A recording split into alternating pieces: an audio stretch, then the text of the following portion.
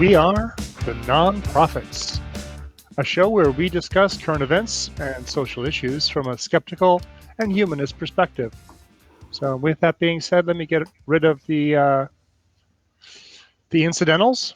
The nonprofit is a product of the ACA, a 501c3 nonprofit organization, and we're dedicated to the separation of religion and government and promoting positive atheism. Please tell us what you like, what you don't like in the comments below, and email us at nonprofits@atheist-community.org. Find us on our fan Discord at tiny.cc/ACA Discord. Like, subscribe, hit that fucking bell, ring that fucking bell. On all the YouTubes, please. So hello, howdy. We have a new face and some recurring. Arden, welcome. Hi, yeah, thanks for having me. Excited to be here. Yeah, Arden? and we got Johnny and Jena. We've got a few things coming up. Anyone want to share anything extraordinary before we get started? Arden, you first. Yeah, actually, I have one thing I want to plug. If y'all have seen around the ACA, Katie Montgomery, she and I are starting a show together pretty soon. We're hoping to air a pilot in the next 2 weeks or so. It's going to be around having skeptical conversations on the topic of trans rights and being trans. And we're really hoping to have a open space where we can have anyone call in who wants to have an honest conversation. And yeah, I'm really excited about that. That's awesome. That sounds pretty good. Yeah. Definitely need more of that. For sure. Yeah. Yeah. Mm-hmm. Yeah. The call-in shows are fun because it's wild cards every week, right? Mm-hmm. You never know what you're going to get. And sometimes it's nice when those conversations connect and there's a coming together of the minds. And that's really wonderful. Yeah. Even if you don't agree, it's still nice that there's a connection there. Yeah, I agree. Especially if there is definitely an atmosphere or a forum where it can be more of a constructive conversation rather than just, the random call-in is fine, but just something that's more constructive and can be a bit more critical, but not harsh. And you can actually actively learn something and listen. So yeah, thank you for that, Arden. Awesome. You and Katie, I'm sure, would do great with it. Yeah, thanks. Yeah. Anything new with you, Johnny, or you, Jena? I'll say, I don't know about Jena. I know that Jena's been busy, but Jena can talk about whatever Jena wants to talk about. I was on Talk Heathen last week. I had a lot of fun. I've been looking forward to that for a while. So I think that means I've been on all the the currently going ACA shows. Maybe some that are in abeyance pending the end of the quarantines. So I feel like I can just kind of lie down now and wait for new shows to come out so I can annoy our executive producer. Yeah. Those two. It's official now. Yeah. But we had a good time. I got to wear a new shiny jacket and had some interesting calls. And, so tune into that if you want to see me make an ass out of myself or not. Whatever. You decide, right? Sure. But Yeah. Yeah, I have been busy, so I'm glad to get myself back in the mix of things. I was last on secular sexuality, excuse me. Unfortunately, I didn't have a chance to do it with Vila Bianca or Christy, but just as great. I had our other co-hosts of nonprofits with Rudy and Puck were on the show with me. So I was the special guest with our co-host for nonprofits, so it was even as great. So I had the opportunity to do that. Hopefully, I can go back to being on secular sexuality again sometime in the future. So that was fun, but I'm always just as happy to be right here at home with all of you. Well, thank you. Yeah, no, that was great. Your first time on an ACA call-in show. That was a little bit. How did that go? It went well. I mean, what I saw went well. Yeah, no, thank yeah. you. I mean, I mean, I kind of thought of it as not too different since, you and I, Malty, are both moderators on ACD on the Discord Yeah. server. So it's not too much thinking of it like that, just communicating and answering questions or asking questions to people in like the voice channels and stuff. So it wasn't too much different. But I guess you could say, the level of accountability was there. Very interesting, calls, some a bit more disheartening than others, but still encouraging, and still just as enjoyable as anything else. So definitely looking forward to doing it again or any other show.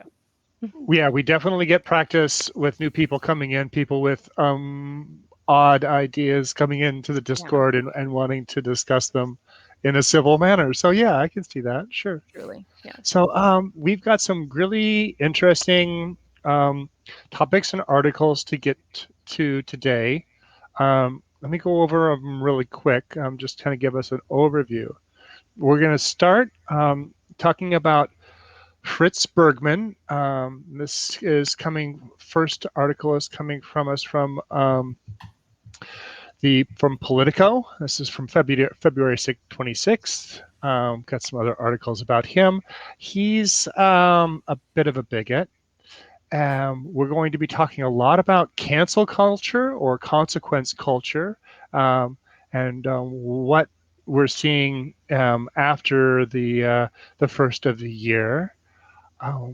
We will be doing a little bit of a looking back on Michel de Montaigne, the mayor of Bordeaux, France, for a while. And then we're going to end with a little bit of a looking back segment on Daryl Davis. So that is the plans for today. Johnny, you were planning on, you had some things to say about Mr. Bergman. What is it? Berggren. Berggren, yeah. Berggren. His family was Scandinavian, and then they came to the United States. I think when he was a child. I think that's right, but I don't know why I know that. I didn't look up where his name came from, but as I was reading through his work and as I was reading through articles about him, that was covered. It's not relevant. Who cares where your ancestors were from? If you're an asshole like this, they ought to close up Scandinavia if they're cranking out people like that. But of course, that's not true. Now, Dr. Fritz Berggren is a very interesting person. Popped into the news. He has a PhD in history from the University of Miami, and he is a State Department official going back to 2009. He's listed as an FSO, as a Foreign Services officer. According to a directory that was viewed by Politico, Berggren is currently assigned to a State Department unit that handles special immigrant visas for Afghans, which can't be good for the Afghans trying to get special immigrant visas. He's also had previous positions, including a financial management officer at the U.S. Embassy in Bahrain. They found that in an older directory. The guy has a blog, and this is why he came into the news. And he's not alone. There are probably many people that share his kind of thinking in the foreign services. I imagine most don't, because his ideas are very radical. Regressively radical, I would argue, and I would call him an extremist, but you decide. His website is called Blood and Faith, and I'm hesitant to mention his website, but I think the folks that watch this show are not likely to be swayed into his kind of thinking. But you might find it interesting to look at it for yourselves anyway, just to know that there are people like Dr. Berggren out there in government. So he has a kind of a manifesto. It's listed under the About. And I went through it. The first 6 minutes of it, I didn't do the whole thing. He takes a break and then he goes on. He says he's not nuts. He's a world traveler. He says that the secular world is a cult. How else could it be a cult, since entropy is working in reverse? He talks about how irrational abiogenesis is. He says there is no such thing as freedom of speech. Anytime you speak out, you are essentially canceled. How nice that we are going to be talking about that later as well. He says he calls on his viewers and his readers to wake up, or they will deal with you harshly because you'll wake up too late to stop them. The alternative, of course, is don't wake up at all and you'll just be a Borg, like in Star Trek. That's not me. That's him, Borg. He said the foundation for his resistance is the creation story, where man was made perfect at creation. And it's the devil's narrative that the world is improving over time. It's an anti-biblical view. He talks about globalism, and according to his biblical worldview, he looks at the Tower of Babel, the Book of Daniel. He compares everything to the Roman Empire, how we don't really want diversity in this world. What we want is you to kiss the ring. And he compares it to the Roman Empire, where you can have whatever religion you want, but in the end, you have to kiss the ring and give the Romans their due. He talks a lot about Christian persecution, Jews sold out to the world system, and that's why not the chosen people, while they killed the Christ. And nationalism is resistance to globalism. We have no king but Jesus. He is the king of our bloodlines. And he calls for Christian nation states to rise up as Babel fails. So the guy is all in on this. Arden, you look like you're chomping at the bit there. Yeah, I mean, it's funny because the first note that I took is that this guy literally sounds like the meme from It's Always Sunny in Philadelphia, where he's like got all the different pins on the board and he's like pointing to all the different pieces, saying, "Oh, you see," like very conspiratorial. Yeah. It was honestly difficult to read his little manifesto because there were so many different little citations and extrapolations that he was making from them that I was having a hard time like following. He sounded very convinced of his own points, but I was like, I can't even really wrap my head around like how you've come to be so convinced of these conclusions. Like, yeah. It's a lot to digest. It's heavy. Yeah. Oh, sorry. Go ahead, John. I really apologize, but I just wanted to say, actually, to everybody, but Arden was talking. He's a smart person. I don't think he's a stupid person. That's the thing. Well, what's your impression, all of you? That's my thought. Was he's a smart guy. This is how smart people can go way off the deep end. PhD in history. Okay. It's a PhD. So he spent 5 to 10 years working on a dissertation on a ruler in Colombia. Or no, excuse me. Yeah, that was right. Cuba. Excuse me. A Cuban dictator. That was his that's what he spent his 5 to 10 years on.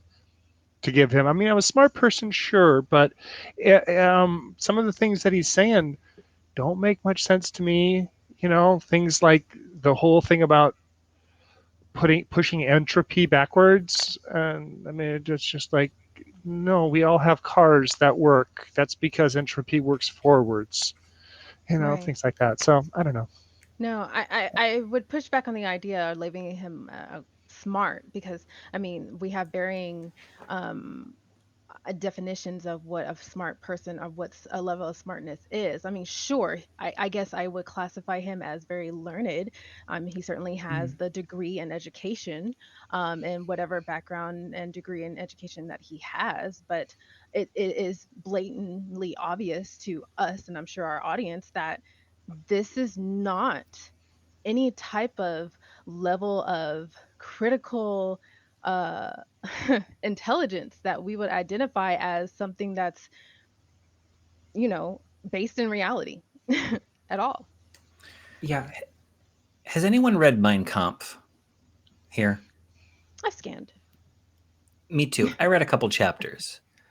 I'm not calling him a Nazi, although he says a lot of nasty things about Jews and bloodlines and impurities and like such as. But when I read Mein Kampf, what I noticed about it was a lot of analysis, a lot of detail, not necessarily properly connected together in a rational way, and it was based upon a whole lot of like supposition. It's not based upon any facts. It's based upon a conclusion that's floating out there, and then like Lego pieces, he just builds it. In Austin, there's a place called the Cathedral of Junk. It's a tower that I hope I can all take you there after the quarantine. But it's wheelchairs, it's walkers, it's CDs, it's chicken wire, and it's a whole bunch of stuff. And it was like 3 or 4 stories tall until, I don't know, like the fire department said they had to take it down. But that's what his stuff reads like, and that's what Mein Kampf reads like as well. A So lot are of you post saying it's hoc, some? Oh, a lot of post hoc rationalization. It sounds like you've got a target and you're trying to work towards it. Yeah. I kind of wanted to bounce off of what Jena was saying. I totally agree. I think you could probably classify this guy as learned, but like I found 2 massive holes in his manifesto just from like a quick read through, being that one, his entire theory is dependent on your bloodline being completely pure.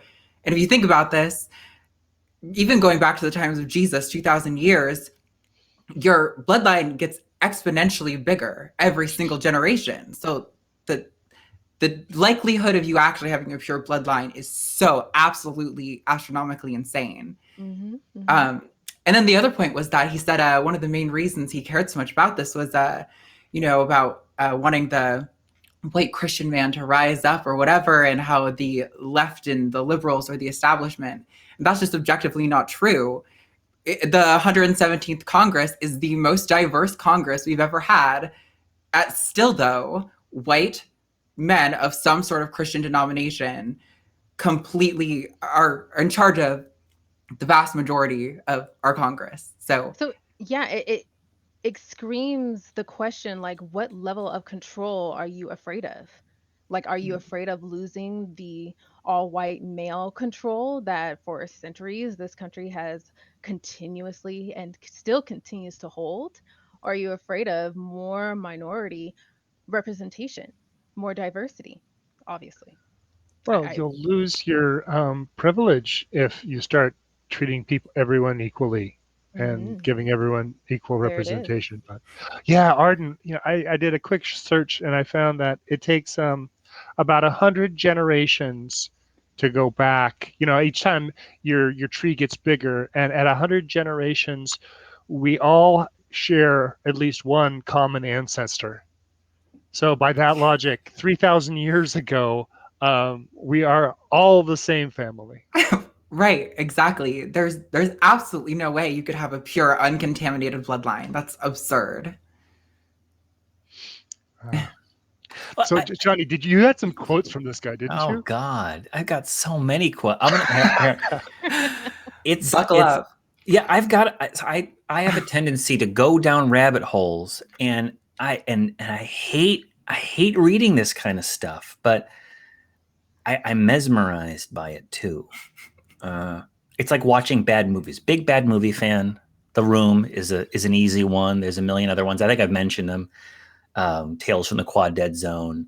These movies where they fail on every level, and I can't stop watching. Neil Breen is a true artist, for those of you who love the Breen. But let's just say this. Let me just read some of these wonderful quotes. The goal of the left is to destroy blood and faith so that, parentheses, Marxist religion alone becomes master and enslaver of all. Berggren writes, Europeans must reclaim their blood and faith, as blacks are proud and Hispanics have very strong blood identity organizations. I may have read a little bit into the tone there, but another one, Antifa/BLM is not the resistance. They are the establishment.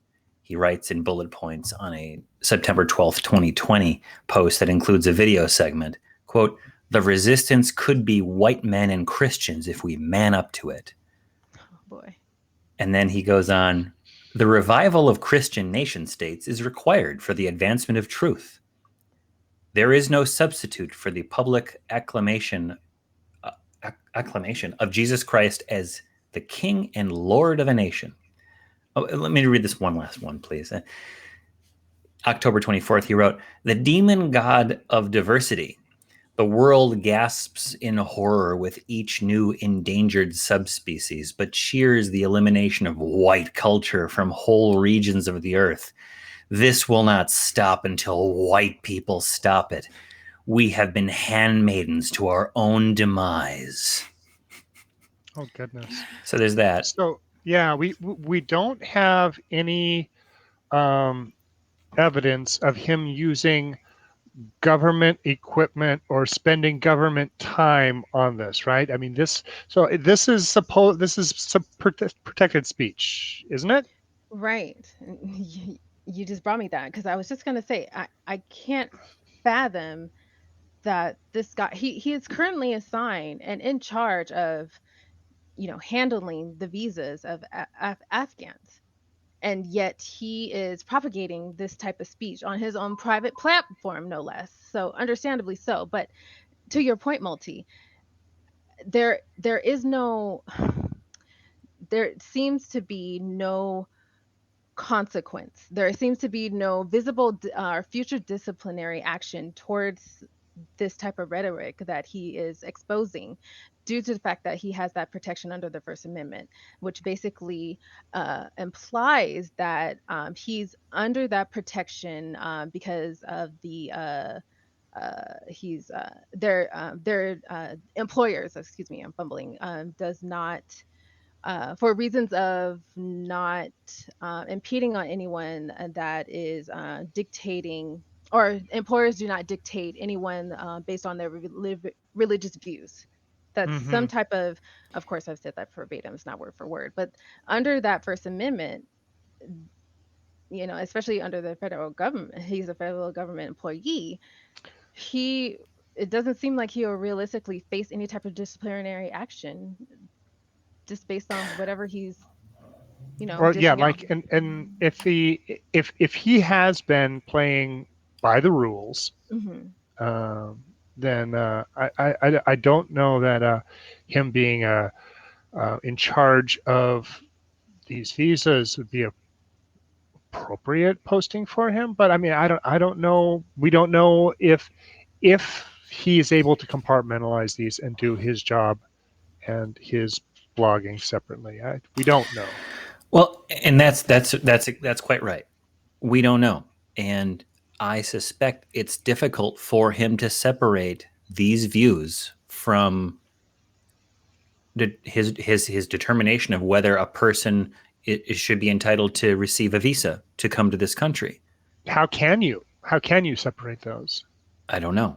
I don't think you really could. I mean, unless he's very mechanical about it. I don't know what level of discretion he has.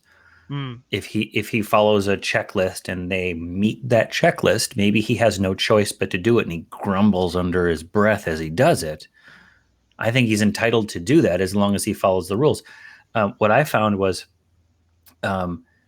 if he has the ability to express his free speech, however, it's limited, whether he's in the country, out of the country, whether he's doing it on duty, whether he's doing it off duty.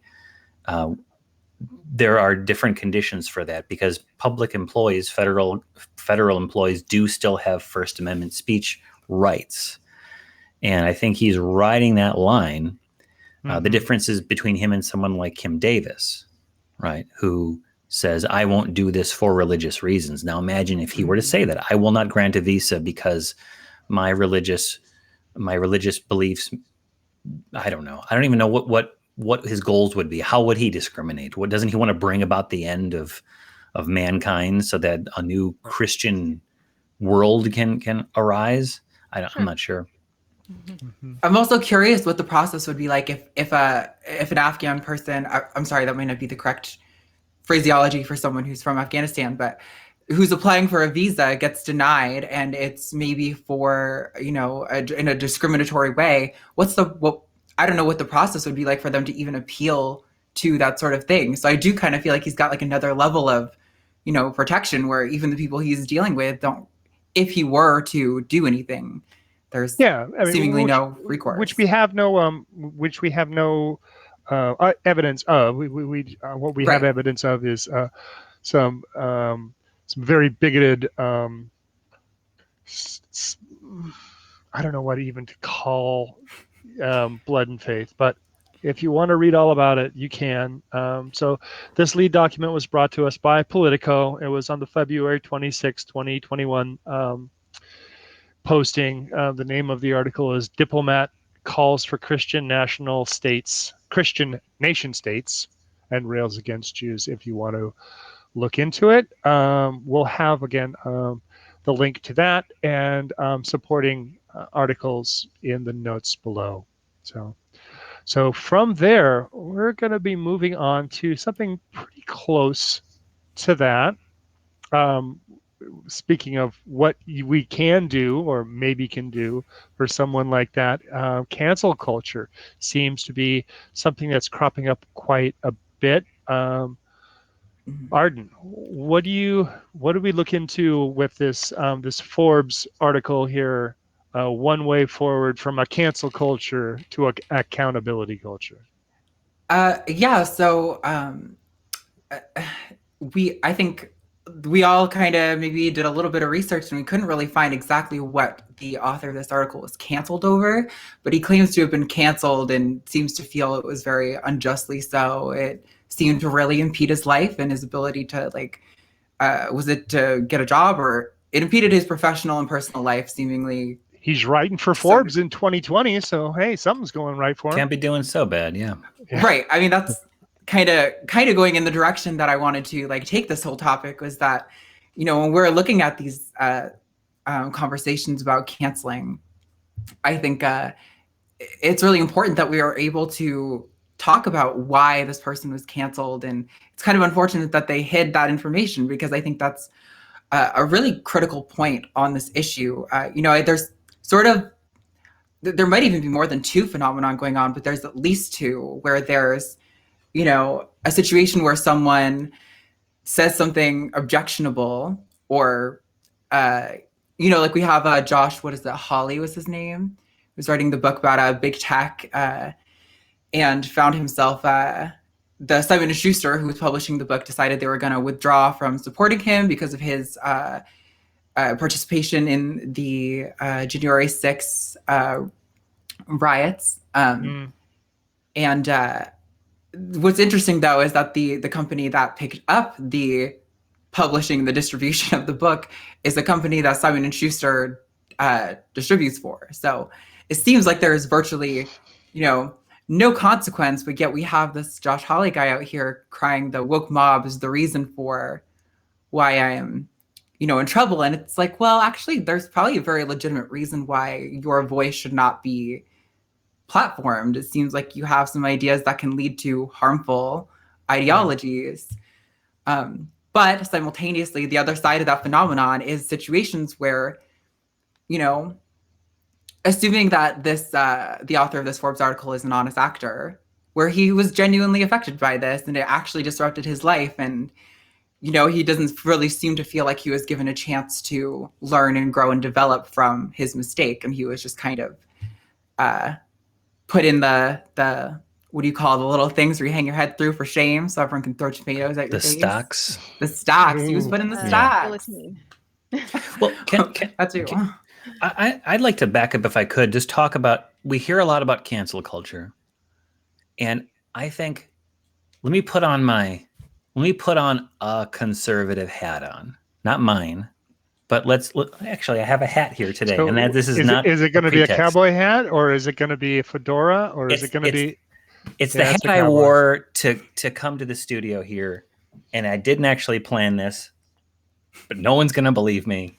Let the record show that this is his conservative hat. But it shouldn't be. It's a cowboy hat. Willie Nelson wears hat. Anyway, so. You're in Texas. Oh, no, you're not. You're in California. Not right now. Right. Yeah, there you go.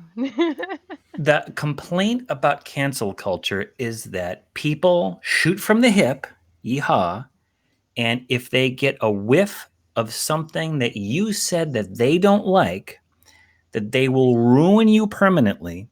They will not give you a chance to learn. They will not give you a chance to change your mind, to make amends. that you are not only guilty of maybe a small infraction that offended somebody, whether or not you did it or not, and whether that was a reasonable offense or not, they will trash you. If you make an off-color joke that you know is racist or sexist or something, and you otherwise do not racist or sexist or other kinds of things, that you are instantly a full-blown SS, Nazi, Mengele piece of shit. Mm. And there's no recovering from that, because the left, even though the right does it too, will come down so hard and so fast on that you are fucking done. And that is not constructive. And what this dude said is, what I see, the canceled person, well, actually, that's my notes. Cancel culture defies the oneness of our shared experience. This is his words from that article, and seeks to separate and radicalize us. It's about control rather than flow, denying versus accepting, destroying versus building. Cancel culture is ignorant of the win-win mentality that uplifts everyone, and it will continue to run rampant until it's exposed and released. So that's the complaint about cancel culture, that it's not constructive, that it is purely destructive. Okay, so cancel culture, being canceled, group, organization, you're being shut down or silenced for a perceived wrongdoing or offense. I mean, you're called out, you're deplatformed, your products are being boycotted, or your organization's funding is being yanked because somebody heard you say something on Twitter, right? That's what we're talking about? I mean, it's because it's when we see that, I could see that as one thing.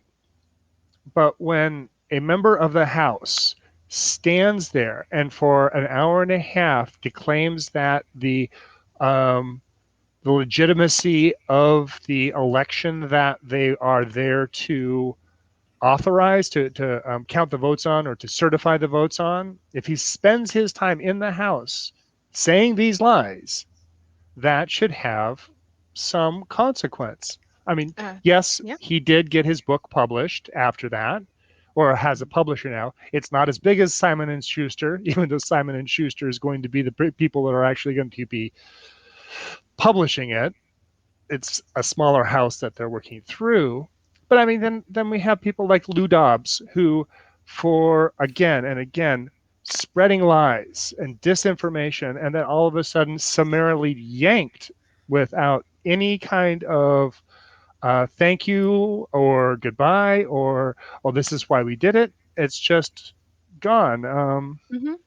So how do we move from cancel culture to accountability, I guess?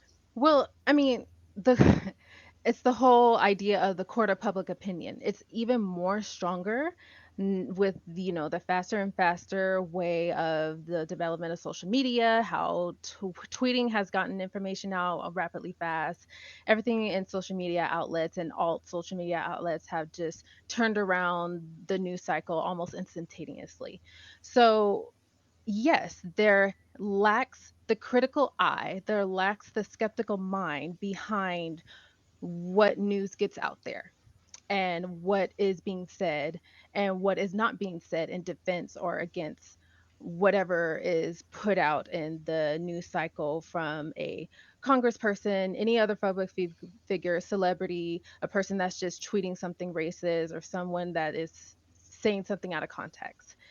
I think we spoke about this a little bit pre-recording this show. Arden, you used the word of nuance. It is. It's very nuanced and situational.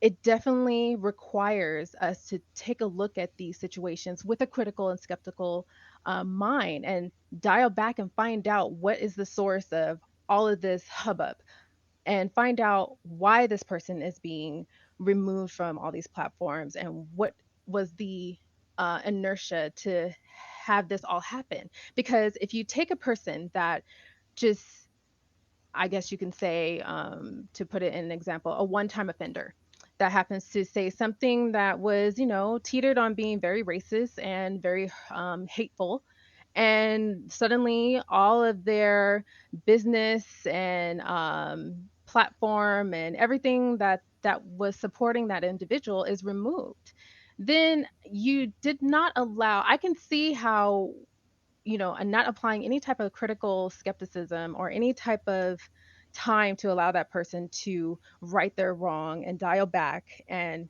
make any type of correction and actively change and move forward from that. But when you take on the opposite side an individual or an organization that continuously, over time, repeatedly spreads out hate, spreads out bigotry, spreads out this rhetoric, and continues to suppress, disenfranchise, discriminate, violently protest, cause insurrection over and over again, obviously you should be dismantled. There should be consequences. You should be removed from public eye, because if we want to grow and move beyond this culture of hate and discontinue suppressing marginalized groups and individuals, then these people need to find consequences to their actions. Mm-hmm. Mm-hmm.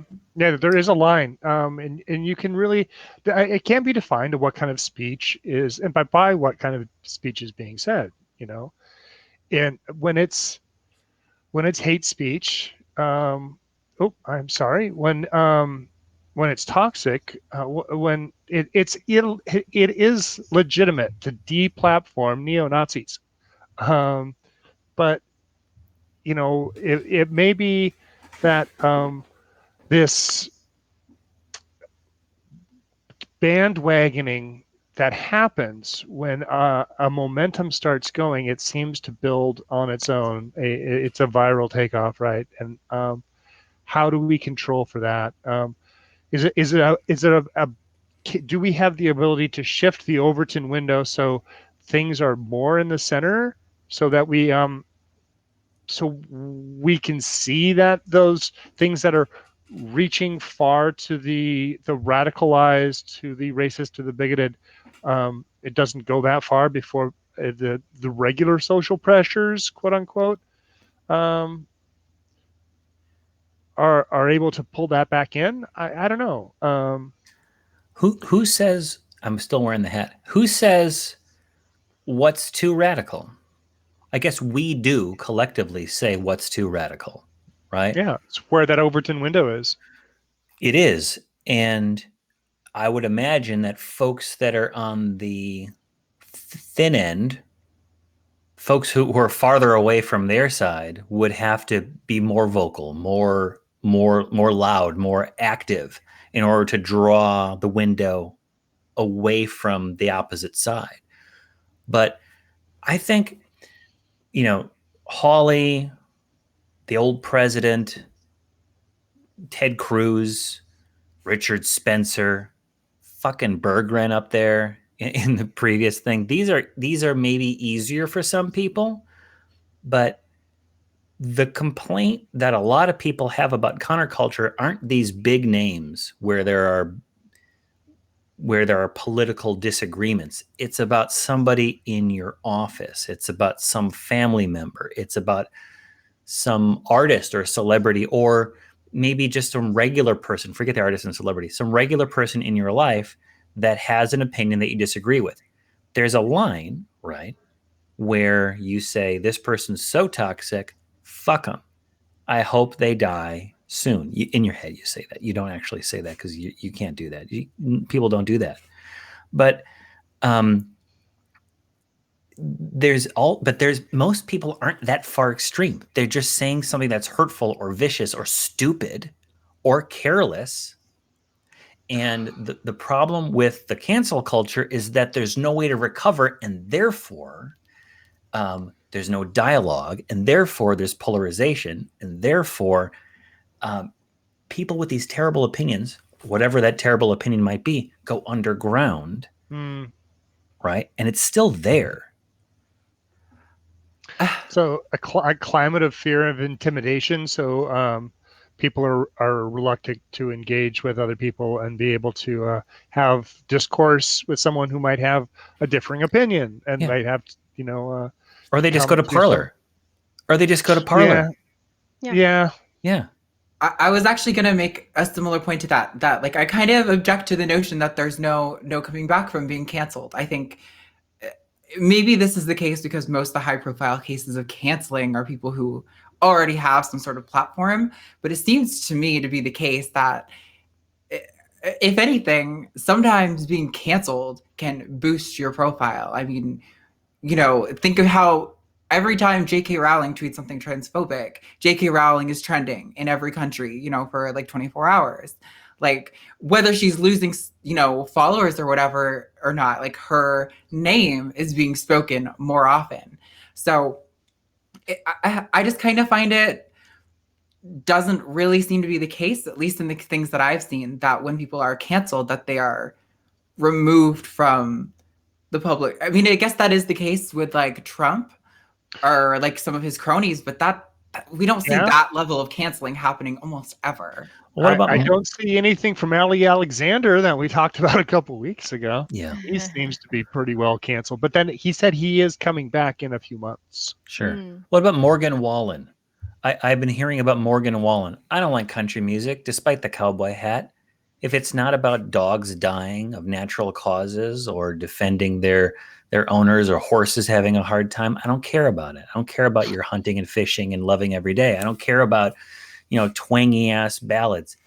But I don't even know what Morgan Wallen sounds like, but he apparently used the N-word, and he's in the top 100 country top 100. He's doing great right now. And I wonder if there's like a response, like, oh yeah, he's going to say that kind of stuff. He's got the guts to say the things that I can't say. Well, I'm going to support him. And maybe who knows how he used it, but probably he's been canceled, but he's not suffering from it. No, he's been canceled, right? Whatever the hell that means. Right. Yeah. Yeah. Go ahead, Arden. Okay. I was just going to say, I think kind of what canceled seems to be for a lot of these people is enduring a slew of maybe overly aggressive tweets for the course of like a week tops before it peters out. Inconvenience. Yeah, exactly. Yeah, and yeah, exactly that. They endure these celebrities and public figures endure a mild inconvenience for maybe a couple weeks to a month. They find their own little Patreon and alt platform social medias, and they get back on their horse and do something else where they can be more of themselves. But going back to your original point, Johnny, just out of the eye of the celebrity, out of the eye of the public person, down to just the regular folk, the person that's sitting next to you in your cubicle, the person that you drive in your car with, your family member that you meet on holidays or live with, whatever. I think in order to not exhibit that type of, I'll say this, in order to not have them or not push them towards seeking comfort in those extreme alt social media dark locations, to where that mindset, that hateful rhetoric can be more exacerbated. There's a way that in which, and a lot of people are not well practiced in doing so, but we need to. There's a way in which you can approach a person to where you're not being argumentative, that you're not jumping down their throat, and where you can try to find a level of civility and discourse to, you can meet them in the middle, find some type of commonality, and approach them in a way that you can continuously have a conversation with them and find the root cause of why they hold such ideals. Oftentimes, maybe 9 times out of 10, I'm just throwing out a ratio here, their judgment about a certain group or a certain policy or an action may stem from whatever upbringing, may stem from whatever exposure they have had from media or whatever type of false news that they were exposed to on social media.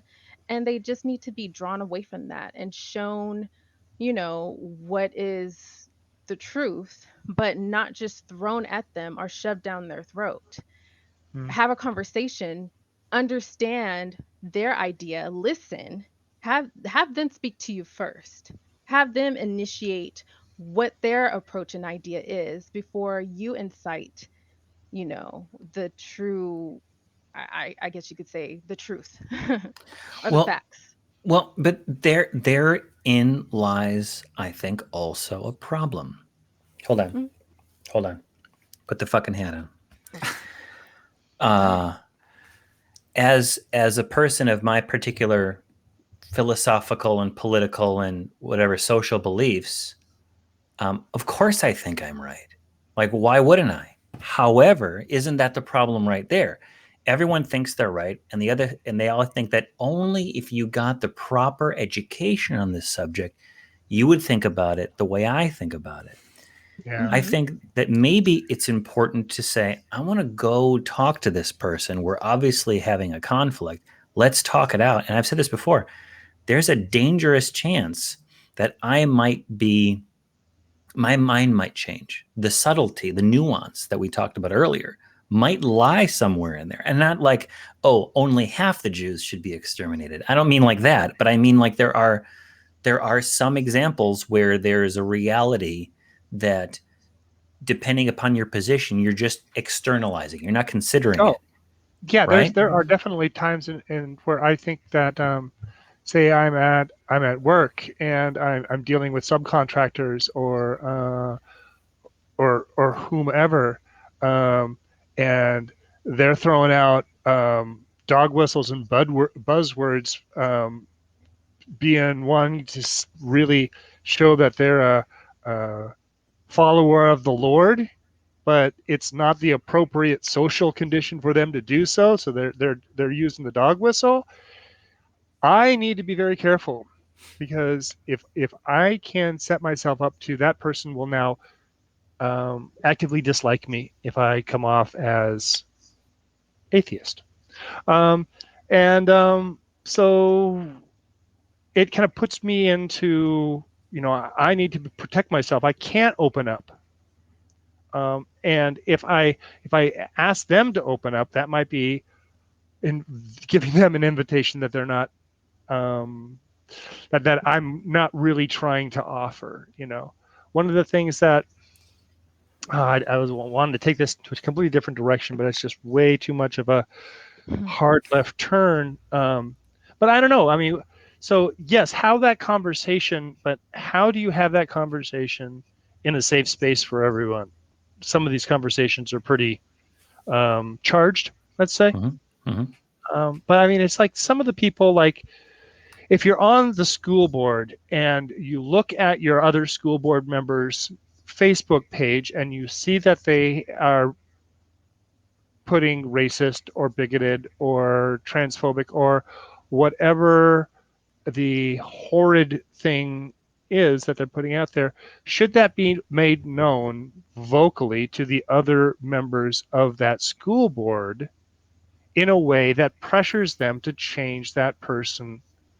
You could just go into the board and saying, I don't like what this person says, may not have as much power as you trying to start a Twitter war or flooding all of your social media with, oh my God, look what this person's saying.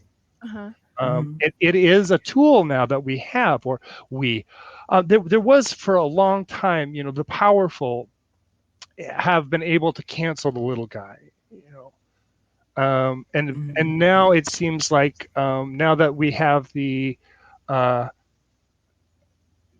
microtransaction culture, we have this, we can get 15 cents from everyone around the world for a cause, if that's possible. And it's a little, it's different, but it's still a tool, I think, that can be used for change and good. You made me think of something, Malty. So that, mark it on your calendar. I'm thinking, but so you talked about two different scenarios, right?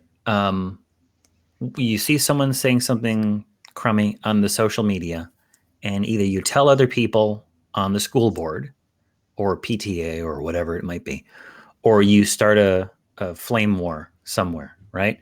There's other options too. You can talk to them directly and try to make it personal, because embarrassment is a great tool, but you shouldn't use it all the time. It's not the only tool we have. Sometimes approaching somebody individually and saying, "Hey, I saw you said something on your Facebook.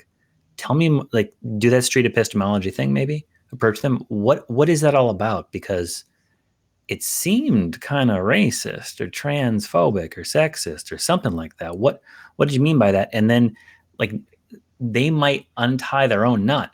On top of that, it made me think of this. If you are playing baseball, God, I'm using sports. If you're playing baseball and every time you swing, you like close your eyes and swing as hard as you can for a home run every single time and swing for every single ball, you're probably going to strike out, right? You have to temper your swing. You have to aim a little bit. You got to make sure it's the right swing. Sometimes you just need a bunt or a single to get on the base. I think I'm running out of baseball metaphors here, but if we approach every problem with that, I have to get a home run every single time, every single pitch, we're going to have cancel culture forever. And we will be talking past each other. And then what's, I don't know, it doesn't work, because you can't trash grandma, right? You can't destroy your brother or sister or whatever, your sibling, because they said something wrong.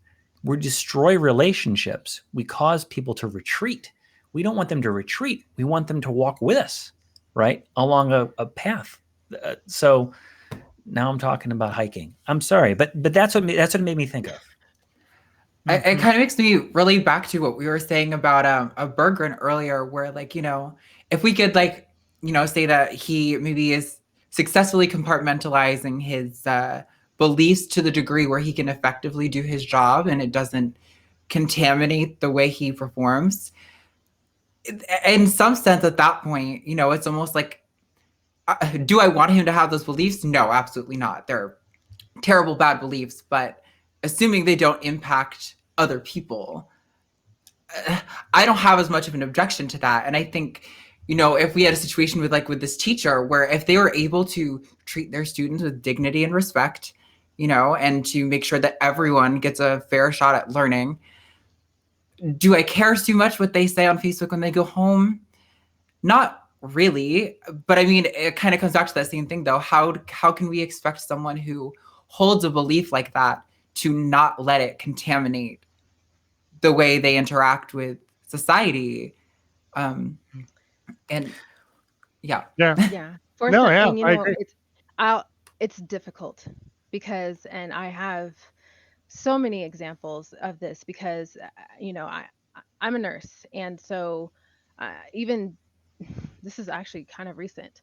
Kind of recent as pre-COVID. I was at a meeting, um, um, and you know, collectively a staff meeting, and I brought up, and it's actually something I brought up because it was a concern of a patient that I had, where respectively, she was a transgender woman that identified as she. Um, uh, but of course, on her medical chart, it identified as the name identified as I guess you could say sexually mutual. And of course, to the healthcare instructor, to them, they visibly recognize her as appearing male. So, unfortunately, and this occurred per what she had relayed to me uh, twice, that this instructor had identified her falsely twice. And so she felt uncomfortable and discontinued herself from that program because of the uncomfortableness she felt when she felt, misrepresented. And so I brought this attention to the staff meeting just to try to present a solution to correct the issue. And so, mutually everyone agreed to a solution. We had to kind of work out the logistics of it and everything just so that it would be easier on the educator to kind of identify, how to easily recognize their patients and how to properly address them. But, amongst a like, small conversation, I could hear a couple of nurses on the opposite side of me kind of not really whisper, but at a normal speaking tone, kind of say, "Well, how do you not know what you are?" Blatantly. And with my organization, you ha- it you have to practice inclusion.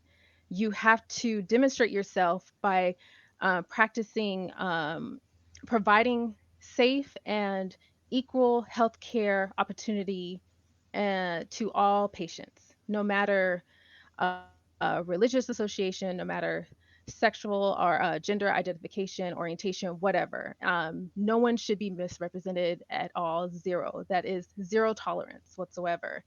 And for me to hear that, um, I was just, it took my breath away. I mean, I looked around, no one was really bothered by the comment, but for me, that shook me, especially with, we recently gone through that kind of inclusionary training and everything. So back to the initial point, for someone, and I know of this nurse, and she is of a religious Christian background. So for someone to hold and know, I know of their religious background and idea, and to suggest and say, oh, how does a person not know who they are? It's obvious to me that it is a very thin line struggle for a person to not remove themselves from what their faith tells them versus what they have to do on the job. And But too often I oh, am met with the question of how you handle a situation of a transgender person on the mhm, job as a medical professional. It's easy for me, obviously, but yeah, yeah. Jenna, this is a great example of that nurse needs to have conversations with a transgender person, right? Yes. Sorry, I didn't mean to interrupt you before, but it's true. No, no. Mhm. Because it's an alien concept based upon wherever that nurse was in their upbringing to the present moment. It's incomprehensible. Frankly, it's fairly incomprehensible to me because I don't have that experience, but I hear people saying things and I believe them, right? But I've encountered people communicating their experience, and I can see the sincerity on their face and talk about specific details about stuff they went through, and it's like, oh, they're a liar, they're a really good liar, or I just my world just got a little bit bigger. That there's Mhm. more variety in the human experience than just mine, Mhm. right? And if we were to go and cancel that nurse, as opposed to try to with little breadcrumbs, with little cross-shaped breadcrumbs or hosts or whatever it is that nurses like, Christian nurses, over to a person who can have what do they? I don't know, Jenna. You were a Christian nurse. What would have been a good trail of breadcrumbs to lead you over A to talking? giant cross cookie. Okay, in the break Red room wine. Yeah. and some red wine, and Very red have a wine. sit down, and then because people have a natural compassion wire in their brain, right? And when you make a connection of like the common humanity, right? It's like, oh, I remember being like temporarily without lodging, and I met this dude, and he put me up in his place. And I had bumped into him a lot on campus. This is umpteen years ago, and he's like, "We're all brothers in Allah," and I'm like, "Well, that's nice. That's a nice sentiment. Thank you." And I slept on his couch for 2 or 3 days, and I don't agree with him, but he resonated with some compassion with me, and that was a moment, and we need more moments like that, but we have to be ready that we're gonna be offended a little bit if it's for a greater good to have, but that means tempering your desire to take a big fat swing at someone, right? Verbally. One of the things I've heard some hosts say is, I will take what you said in the sentiment, in the feeling that it was presented, that it was given. So they could say the something that they are maybe saying on a backhanded or offhanded comment, backhand comment, whatever, and you're like, I'll take that in the spirit that it was given. So like you were saying, with that, he's just saying, we're all friends here. We all need each other to survive and get along, and that was his way of expressing it. It seems like. Another way of expressing things is by writing. You know that. So with that, we're going to be moving on to our next segment. This will be looking back. Looking back.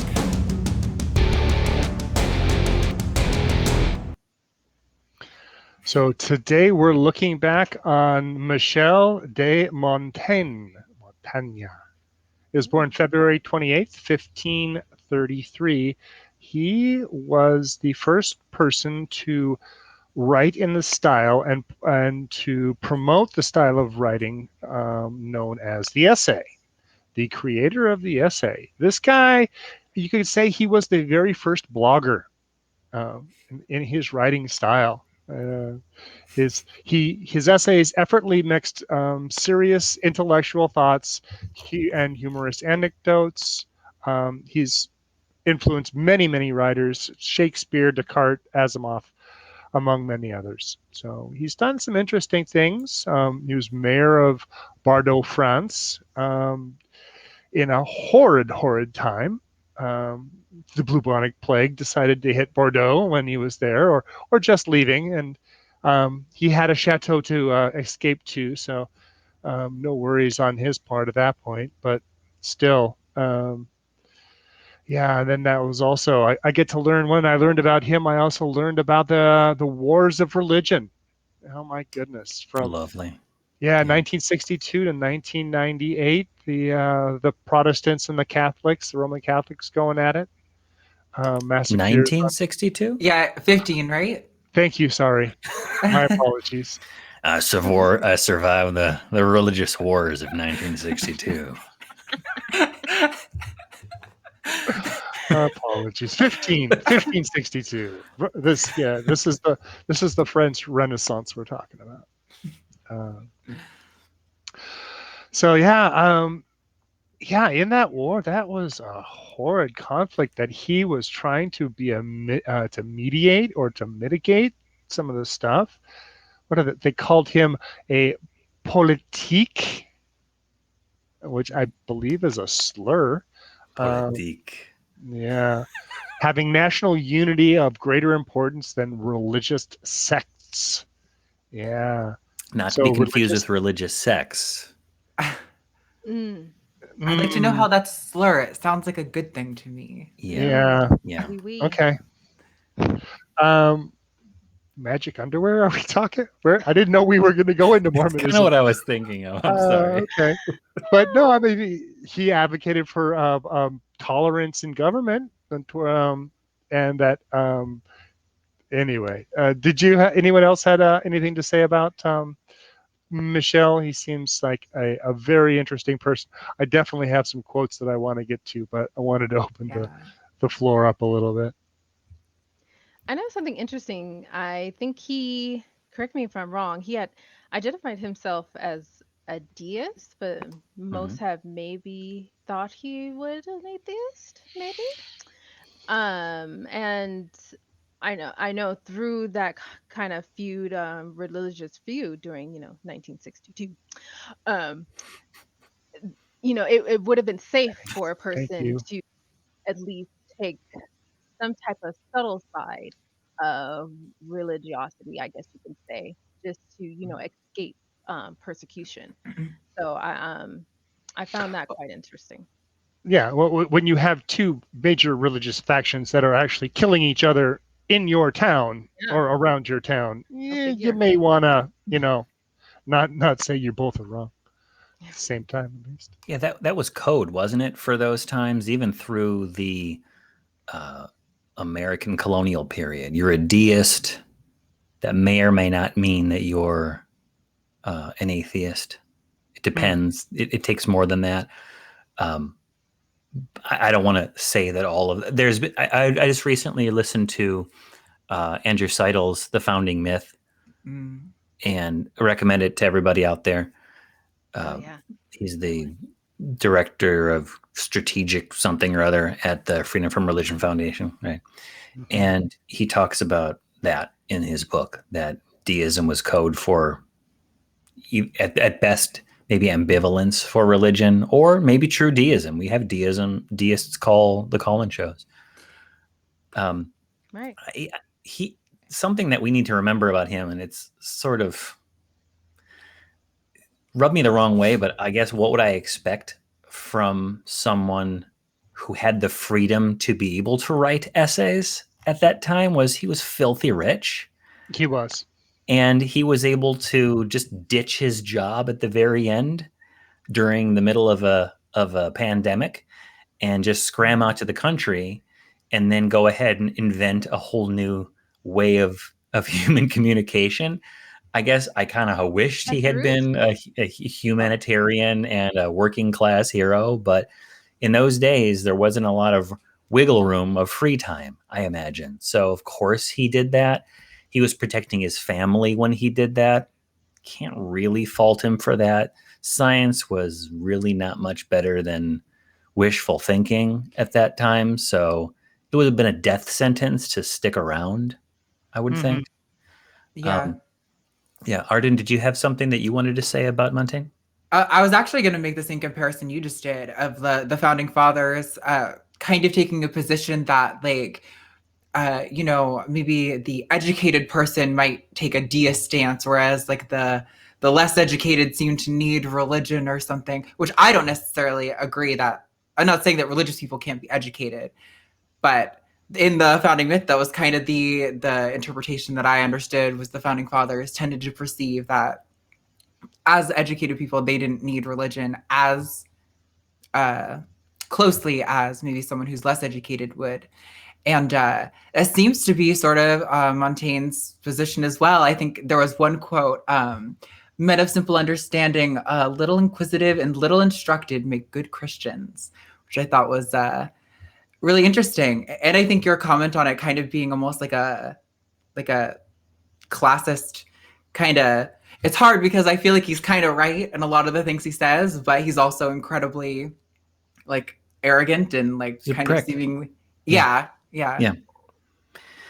That's in reading the founding myth. Not that this is a book report on the founding myth, but that was something that kept on coming up over and over again. The founding fathers having this attitude where, like, well, we're rich, we're smart, we're educated, and the rabble, the mouth breathers, the dirt farmers, they need religion because they're gonna rape and murder and steal if they don't have it, because they're somehow incapable of higher thought on some level, which is just really shitty.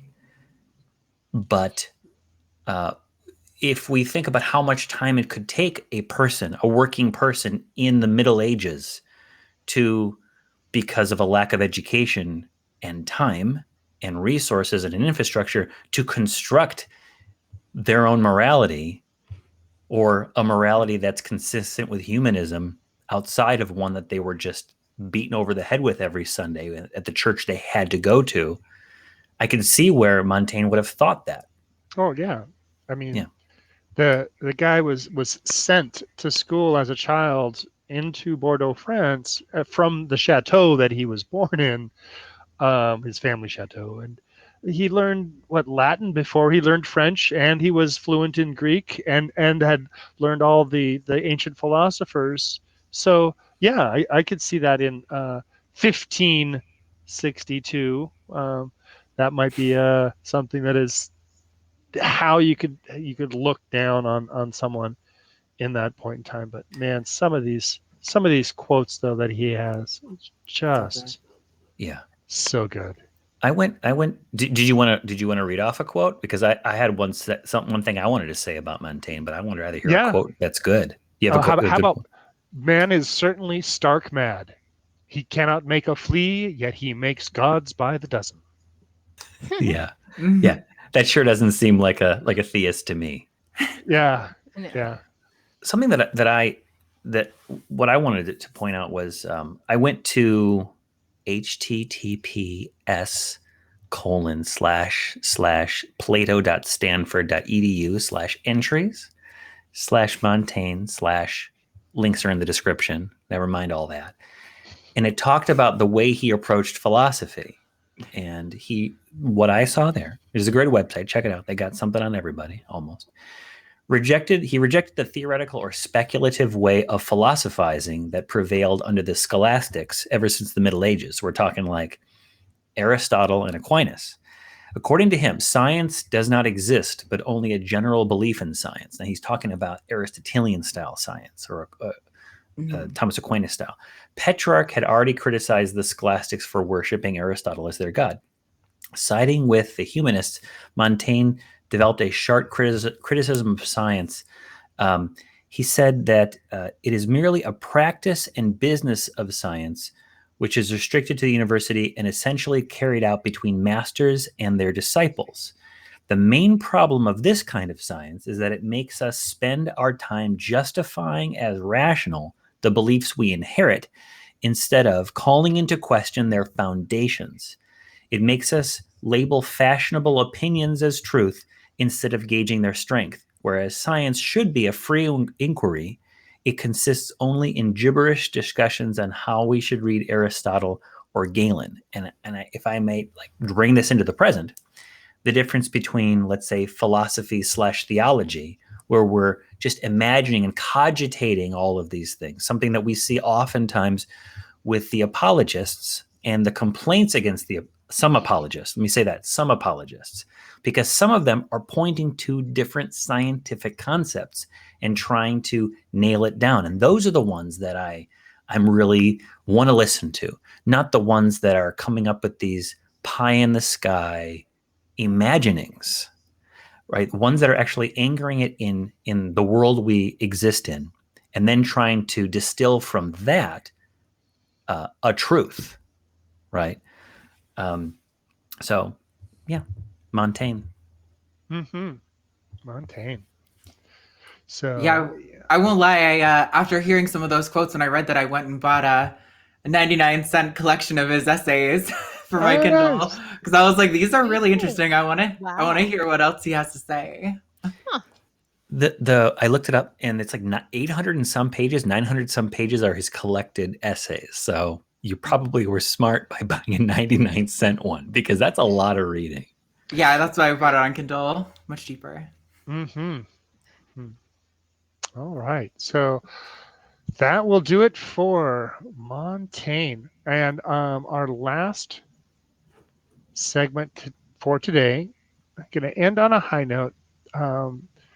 How can we, when we see this bigotry, when we see this cancel culture, how can we bring it back together, and how can we have a discussion that brings people together?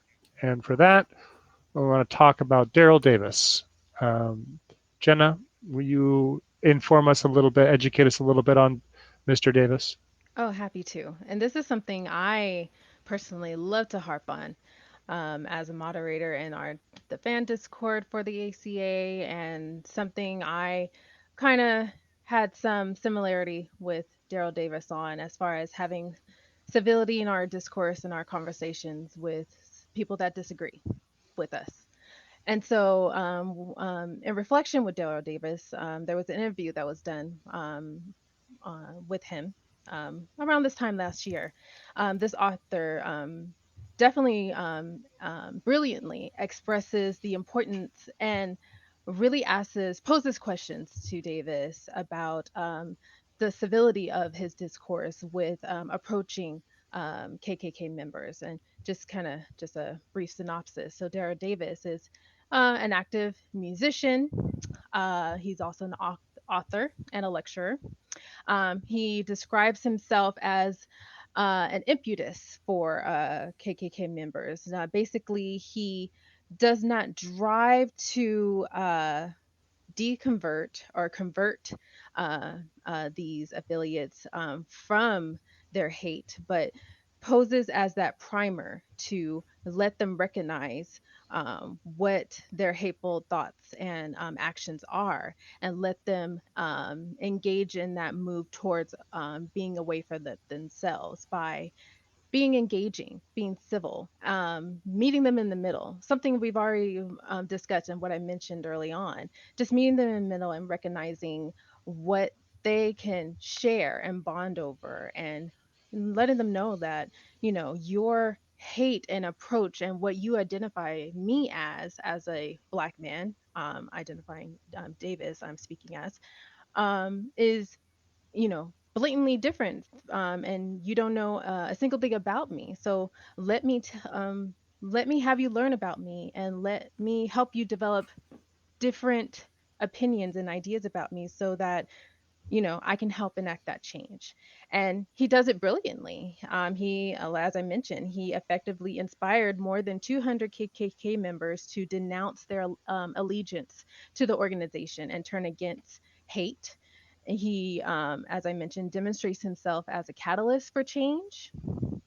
And all he simply was, he didn't actively try to initiate and go out to do this.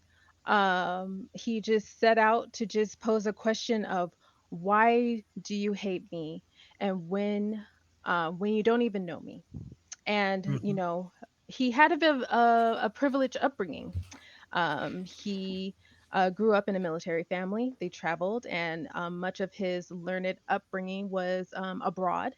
So he was very acclimated to diversity of a white and a different ethnicity of people. So when around the times that he did come back to the States, he definitely was met with segregation and discrimination, totally opposite pole ends of how other countries were at the time, when he was growing up in school and everything, versus how it was here. So he was already well equipping himself to approaching that dialogue, and knowing how he can approach people in order to affect the kind of change that he already saw in those other countries that were maybe 10 or 15 years ahead of our time at that point in time. So, and to his benefit, there is a documentary that lays out his story completely that was released a few years back. There is a link to the website of the documentary that we will put in the description, of course, so all of our viewers can actively go to it. It is, I've seen a portion of it myself. It's brilliant. The way that he just sits down and just affects this, it's just a conversation that he just has. It's nothing he tries to, he's not enacting any type of fallacy arguments. He's not trying to say, this is done to my people. This is, obviously there is some wrong and hurt in the Black community that stems in our American history, but he doesn't approach them with that. I know there is enough of that talk, and rightfully so, but there is a way in which he approaches it with brilliantly. It's a fascinating documentary, and I condone anyone to go out and watch it. It is actually available on Netflix too. So, yeah, Daryl Davis. Yeah. I think great. you hit a really interesting point there about like the privilege that he did have coming from like being and I think it's a really interesting point there, because I think as a minority person, I definitely have noticed this in conversations I've had with like transphobes too, that being a minority person in those conversations, you have you can really be an asset in helping someone to understand how their beliefs are harmful.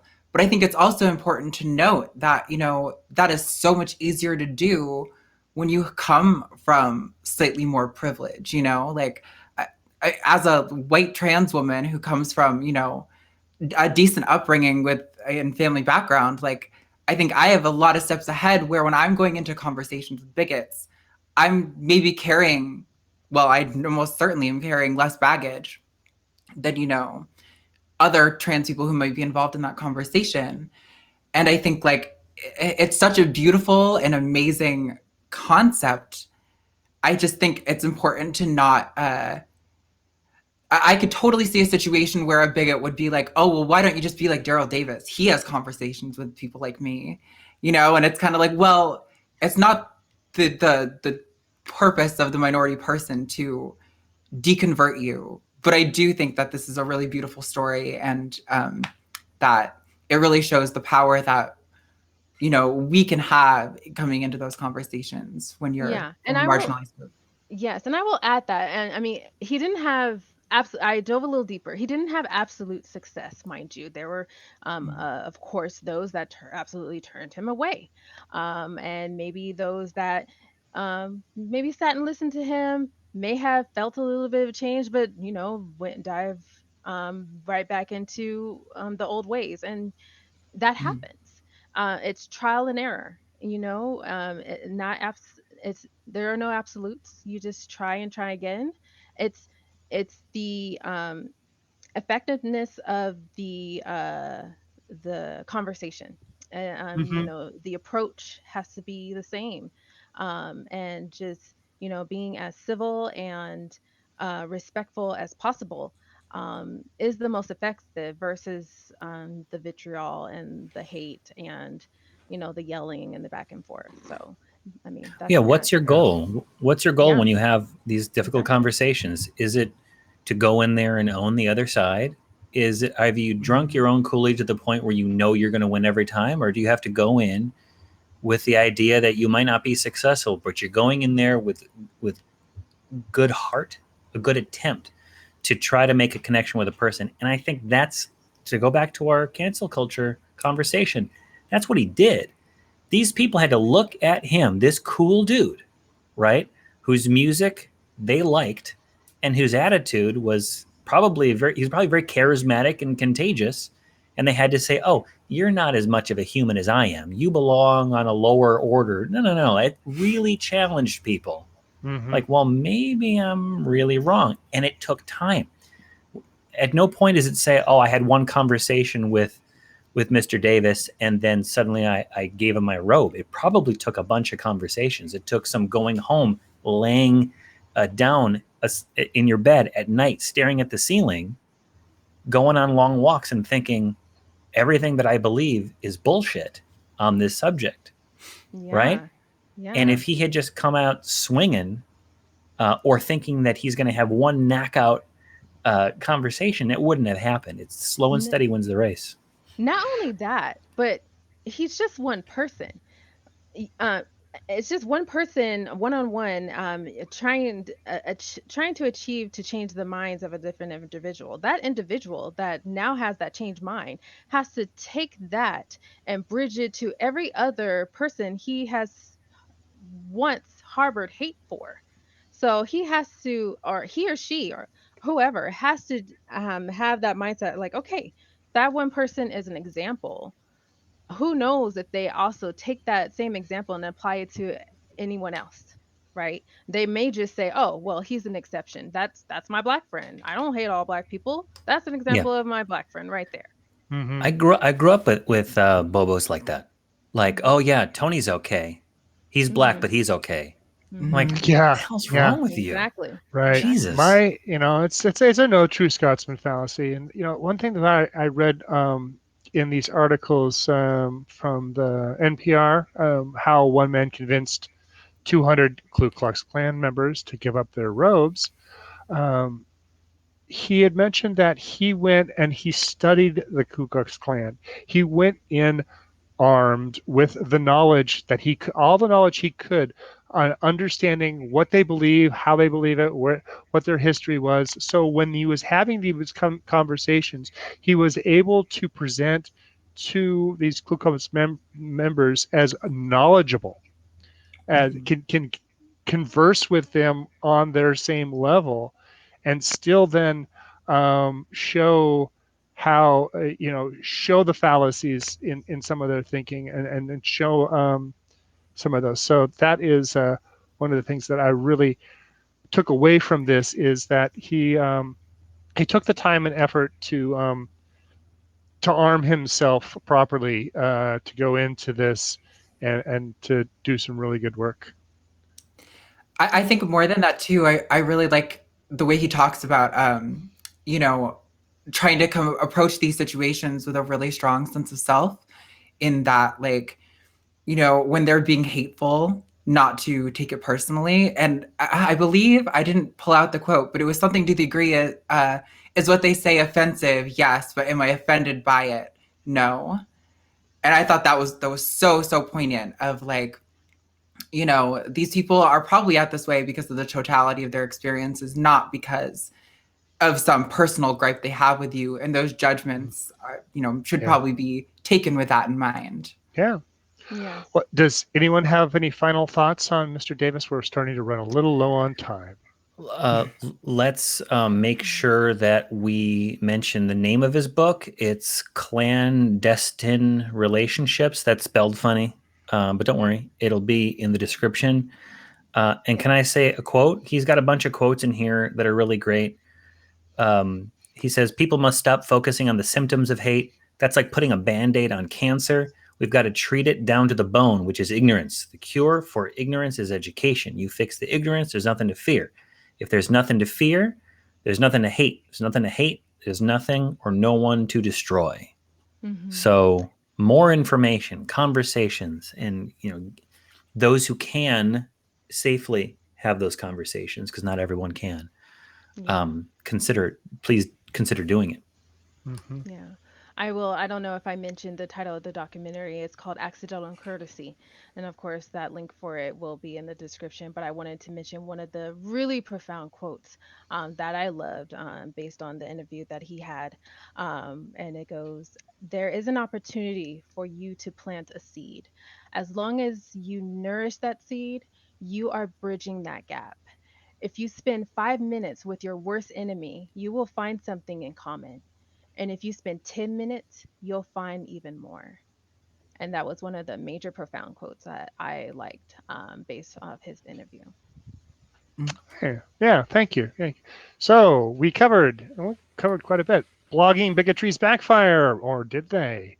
About Fritz Berggren, consequence culture, when saying things might cost you money. We looked back on Michel de Montaigne, and I think Daryl Davis definitely is a great example of a step in the right direction. So with that, I want to say thank you for all of the hosts that joined me here today, and for all of you watchers and listeners out there. Please, if you'd like, and if you can, support us. You can support us on Patreon at patreon.com/thenonprofits. Again, tell us what you like, what you dislike at nonprofits at atheist-community.org. You can find us on Discord and on Facebook. And I really want to thank all my guest hosts here in joining me here for this another edition of the Nonprofits. So thank you, everybody, and see you later.